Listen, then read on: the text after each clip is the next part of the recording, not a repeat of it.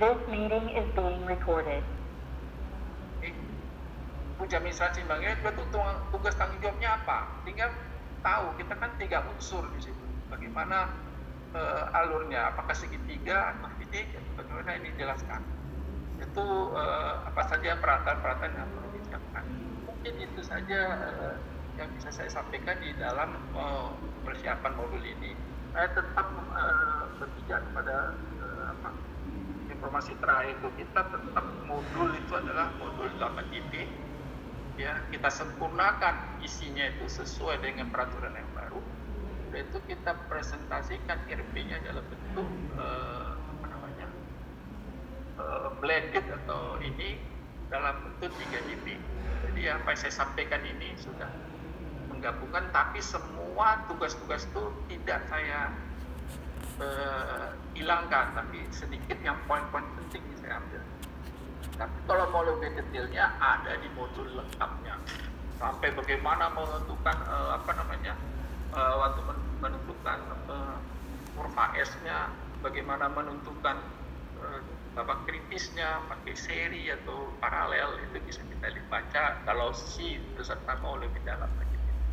Mungkin demikian saja yang bisa saya sampaikan ke Bapak Ibu sekalian. Mohon koreksinya, tapi semua ini saya ambil dari, kalau bicara yang SMKK-nya ini saya ambil dari katanya, tapi kalau ini saya ambil dari syarat-syarat khusus maupun spek-spek yang ada di yang berlaku umum. Demikian saya sudahi. Wassalamualaikum warahmatullahi wabarakatuh. Waalaikumsalam warahmatullahi wabarakatuh. Terima kasih Pak Adriananda atas pemaparan progres updating modul 4 dan modul 5. Mungkin setelah kalian kita selesaikan, ini ada 2 modul lagi terakhir, yaitu modul pengawasan. Karena belum tentu semua pekerjaan konstruksi itu akan mempengaruhi lalu lintas yang ada.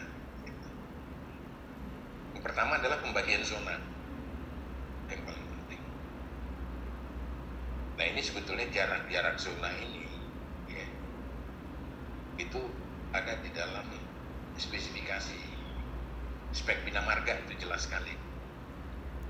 Jadi zona transisinya berapa, untuk desain speed jalannya seperti apa gitu ya.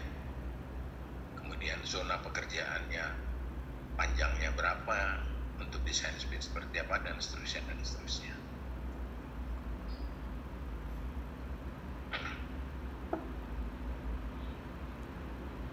Nah, kemudian ini juga penting diperhatikan bahwa pada waktu melakukan implementasi pekerjaan manajemen dan keselamatan lalu lintas, itu personil yang bekerja di situ ini dipersyaratkan minimal berusia 18 tahun, serta menggunakan rompi yang reflektif, menggunakan sepatu boot, menggunakan helm kerja. Nah, bahkan sampai rambu-rambu sementara itu juga harus diperhatikan dan dipelihara gitu ya.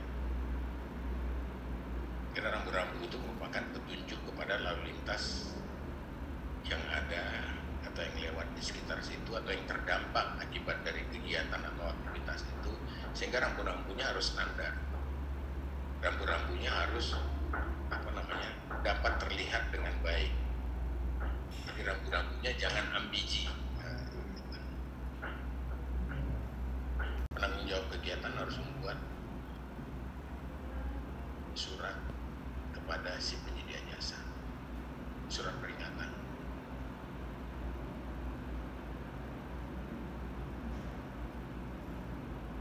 Dan surat peringatan ini bisa diikuti dengan rapat pembuktian atau show cause meeting. Dan di dalam show cause meeting itu disepakati test case atau uji coba. Ada show cause meeting 1, ada show cause meeting 2, show cause meeting yang ketiga. Jadi masih diberi kesempatan kepada si penyedia jasa untuk melakukan atau men-speed up pekerjaannya, sehingga dia jangan masuk di dalam kategori kontrak kritis. Dan akhirnya juga masih dikasih kesempatan sebetulnya untuk sampai dengan 5 delay atau 50 hari keterlambatan kalau delaynya itu setiap hari 1 per mil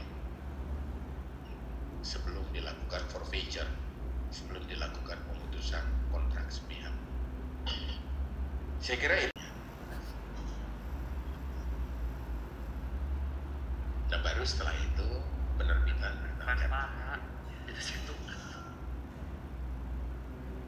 apa yang perlu diperiksa pada waktu test on completion ini juga perlu disampaikan kepada mereka, gitu ya. Bahkan sampai dokumen-dokumen yang ada itu harus diperiksa kembali.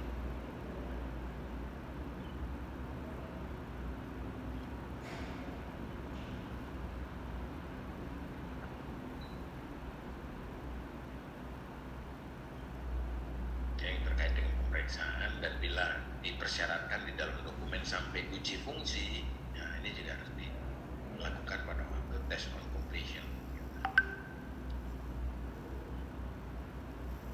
Nah, sebelum ini bisa dipenuhi, nah tentunya si penyedia jasa juga enggak akan diberikan berita acara WHO. Ini harus dipenuhi dulu oleh si penyedia jasa yang bersangkutan.